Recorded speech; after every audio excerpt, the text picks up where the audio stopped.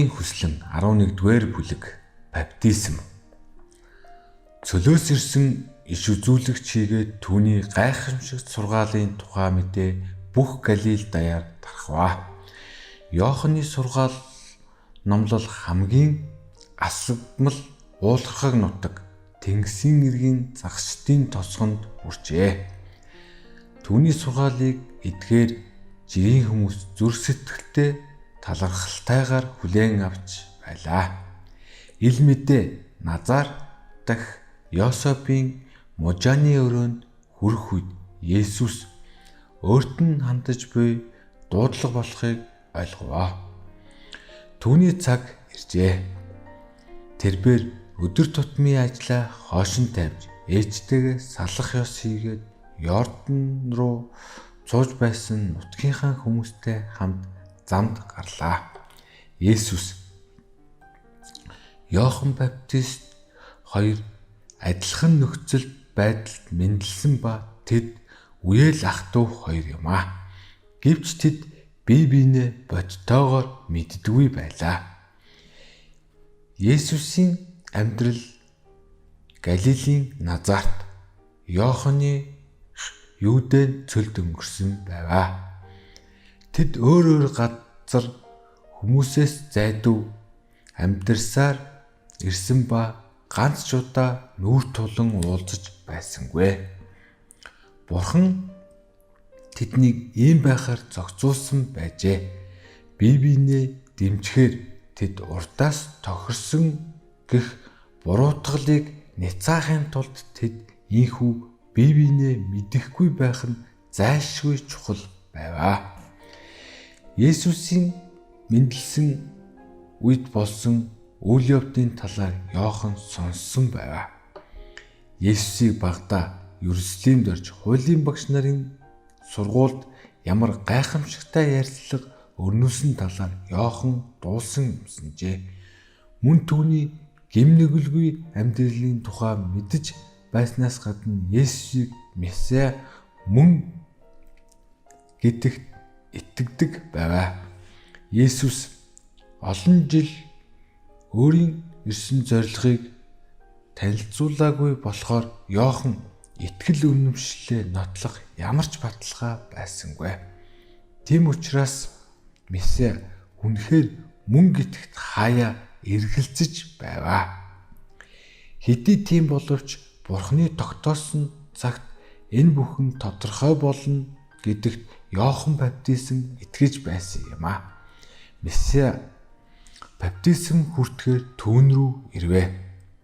Тэрээр бурханлаг зан чанараа таниулна гэсэн илчлэл Иоханд ирсэн байваа.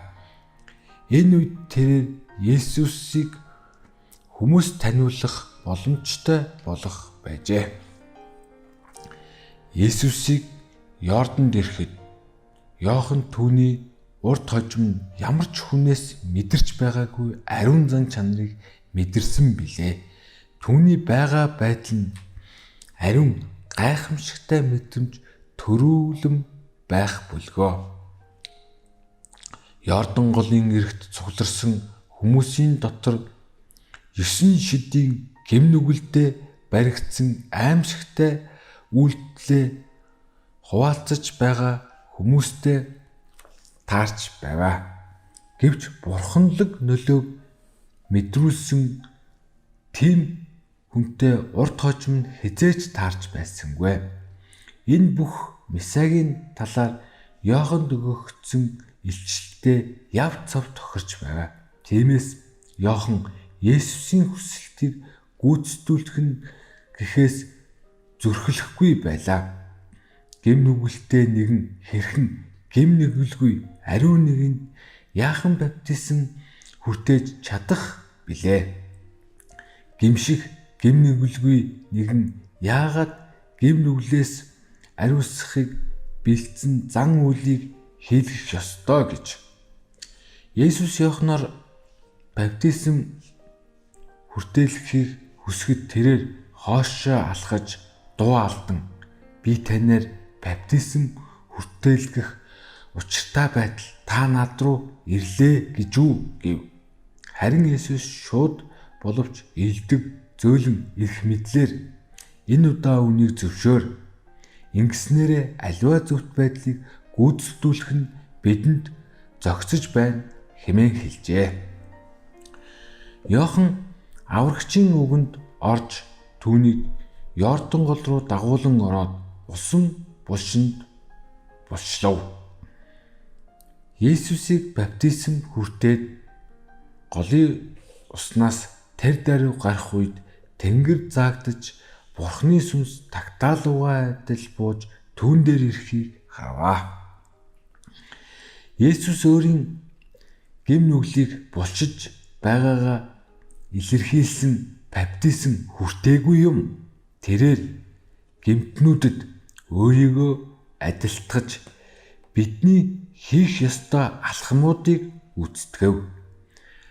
Баптизм хүртсэний дараах түүний зовлон бэрхшээлтэй амьдрал ба төвчээртэй байдал нь бид нарт үзүүлсэн үлгэр жишээ болох ёстой байваа. Есүс уснаас гарч ирээд голын ирэг дээр сөхрөн суугаад залбирсан билээ. Түүний амьдралд чухал шинэ үе эхлэж байваа. Тэрээр зөрчилдөөнтэй өргөн хүрээтэй үйлчлэл рүү хөл тавьж орж байлаа. Хэдийгээр тэрээр амар тайвны хаан байсан боловч түүний эрэлт нь сэлмээ хуунаас суглаж буй мэт байваа. Түүний байгуулахаар ирсэн хаан ус нь юудэчүүдийн хүсэн хүлээж байснаас тэл сондоо юм аа. Израильчуудын ёс заншил амьдралын үндэс болсон түүнийг энэ мөчөөс эхлэн дайсан л сүрүүлэгч гэж үзэх болно. Синеан ууланд хуулийг тунхагласан түүнийг хууль зөрчигч хэмээн шүүх бүлгөө. Сатаны эзэрхийллийг устгахаар ирсэн түүнийг мөн Белзебул гэж зарлана. Газар дээр түүнийг зөвөр ойлгох хүн байсангүй. Тэрээр зорилгоо биелүүлэхдээ цор ганцаараа бүхнийг хийж гүйцэтгэх байваа. Түүний амьдралын туршид ямар үүрэг зорилгыг хэрэгжүүлж байгааг ээж нь ч ах нар нь ч ойлгож ухаарахгүй. Тэрч байтугай дагалдагчд нь багшигаа ойлгох чадваргүй байлаа. Христ мөнхийн гэрэл дотор эцэгтэйгээ нэгдмэл байсан боловч газар дээрх амьдрал дээр ганцаардлаар дүүрэн байваа. Тэрээр бид нартай адил бидний үүрэх ёстой гин буруу хийгээд зовлон шаналлыг үүрэх ёстой байлаа. Нүгэлгүй нэгэн гим нүглийн гамшигыг үүрэх ёстой болсон. Амгалан хүсэгч нэгэн дайсагнан амьдарч үнэн худалдаа зэрэгцэн оршиж ариун бузараар хүрээлэгдсэн байх ёстой болов. Гим нүгэлтэй үйлдэлээс үүсэн бий болсон гим нүгэл эв зүгүй байдал бузар хүсэл тачаалал бүр түүний зүр сэтгэлийн хувь аимшигтай тамлал байлаа.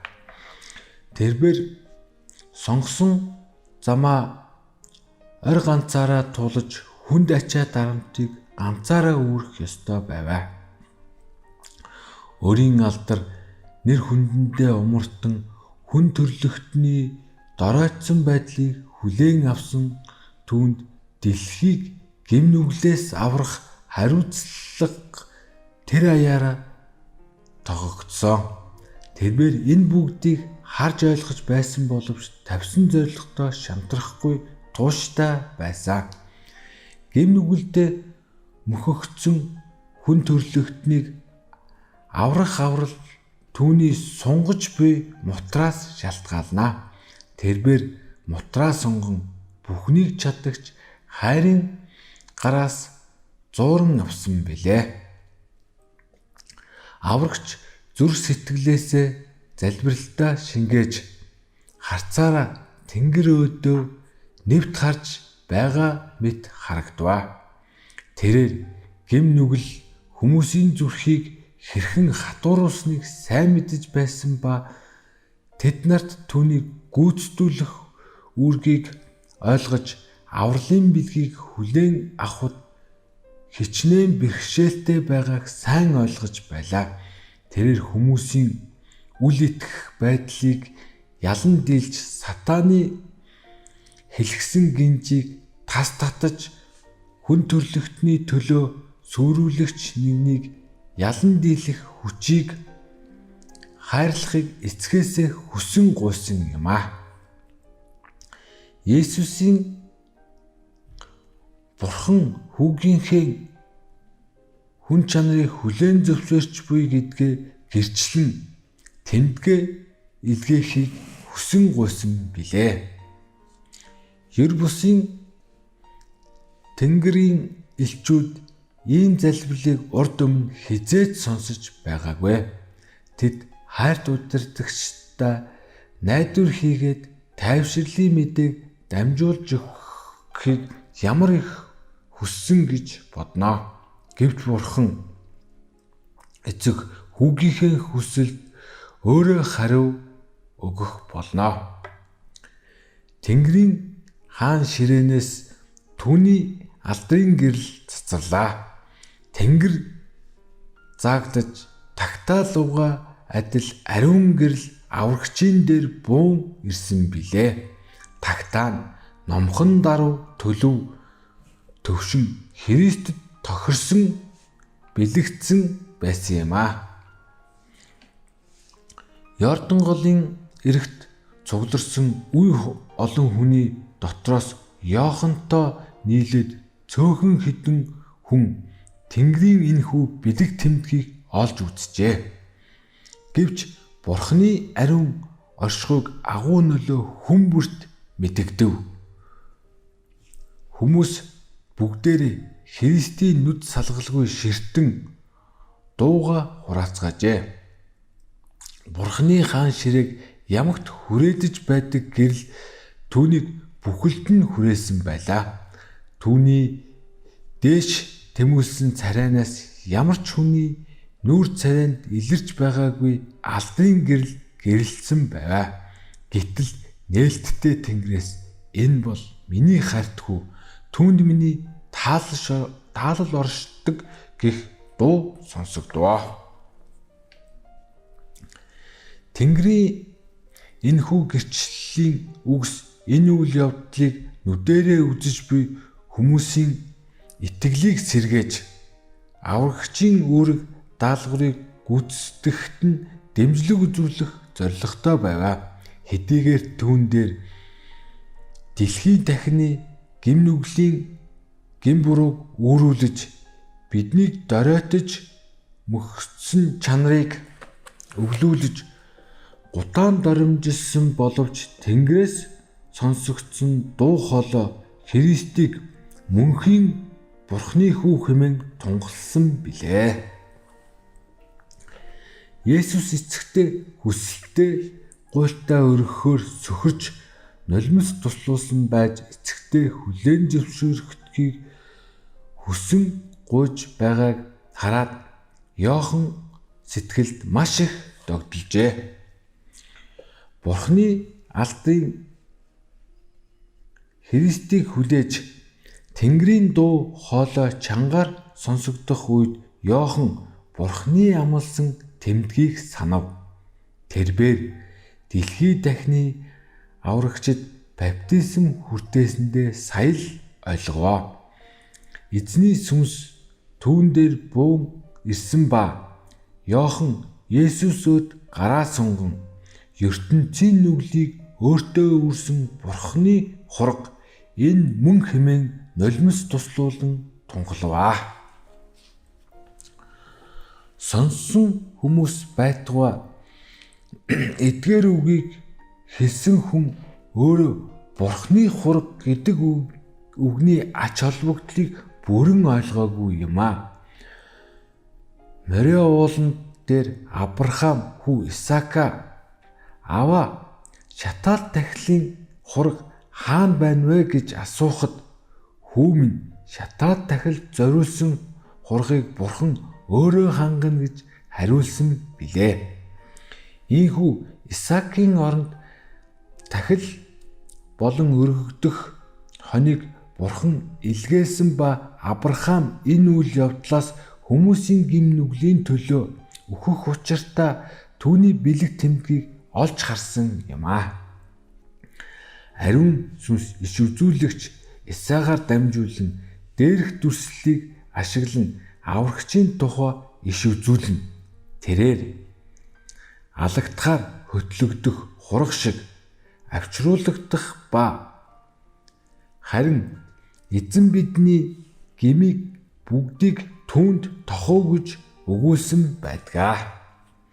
Гэвч Израилийн ард түмэн энэ сургамжийг ойлгож хүлээн авч чадаагүй. Тэрч байтугай ихэнх бурхны тахилын өргөлийг харь үндэстнүүдийн тахилтай адил мэт төсөөлөж эхэлсэн байв. Харь үндэстнүүд өөрсдийн авчирсан тахилаараа бурхны уур хилэнг аргадан тайвшруулдаг гэж үздэг. Бурхны хайраар дамжуулан хүмүүсийг өөртөөгөө эвлэрүүлэхийн тулд авралын бэлгээ илгээсэн гэдгээ тэдэнд мэдүүлэхийг хүссэн. Йордан гол дээр Христэд зориулан хэлсэн энэ бол миний хайрт хүү, түүнд миний таалал оршдог гэсэн үгийг хүн төрлөختөнд өгсөн хэмээн хамруулан ойлгож болох юм аа. Бурхан бид бүгдийг төлөөлөж буй Есүст хандан энэ үгийг хэлсэн билээ. Бидний бүхий л гим нүгэл сул талуудыг үл харгалзан тэрээр биднийг үн цэнгүй хэмээн үл тоомсролдгүй. Учир нь хайрлагдсан түүний дотор бидэнд түүний нэгүслийн алдрыг сойрхон өгсөн билээ. Христээр буун ирсэн алдрын гэрэл бол бурхан биднийг хайрладаг гэдгийн баталгаа ба бидний залбирал ямар хүчтэйг гэрчлэн харуулдаг юм аа. Бурхан бидний дуу хоолойг сонсож бидний гуйлтыг Тэнгэрийн оронд хүлээн зөвшөөрдөг билээ. Гим нүглээр газар дэлхий Тэнгэрээс таслагдж холбоогүй болсон боловч Есүс дэлхий дахин алдрыг хаан тустай холбосон. Түүний хайр хүмүүсийг бүрхэн авч Тэнгэр хүртэл өргөмжилдгөө. Өндөр Тэнгэрээс бидний аврагчийн гийгүүлсэн гэрэл рүү таталтыг эсэргүүцэхээр тусламж хүссэн залбирах үед бидэн дээр буун ирэх бүлгөө. Есүс сонгогдсон тэр дуу хоолой итгэж найдаж буй хүн бүрт энэ бол миний хайрт хүү, түүнд таалал оршдог гэсэн үгийг мөн хэлдэг. Хайртууд минь, бид одоо Бурхны хүүхдүүд. Бидний ямар байх нь хараахан үзэгдээгүй. Түүнийг үзэгдэх үед бид түүнтэй адил болно гэдгийг мэд. Учир нь бид түүнийг яг байгаагаар нь харах болно.